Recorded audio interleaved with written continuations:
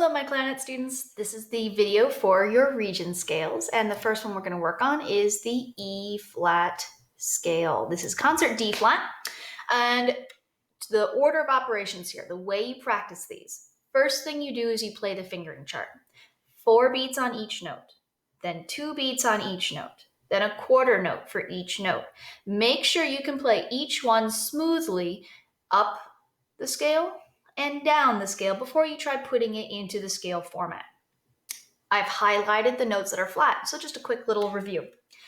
E flat, 2 fingers and the bottom jelly bean.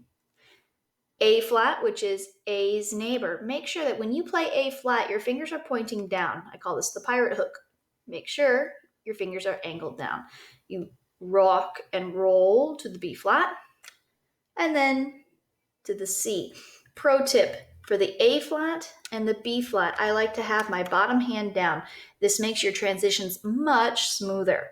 So if I'm playing this, I'm going to finger E flat, F, A flat, and then I put down my bottom hand, B flat, and then C. And when I go from B flat to C, that's a lot easier than trying to move all my fingers.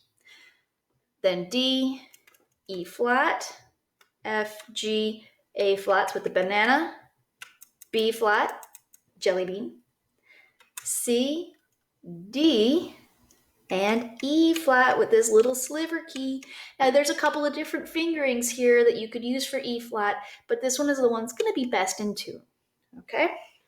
So over here, we have a slow video that carefully shows each fingering.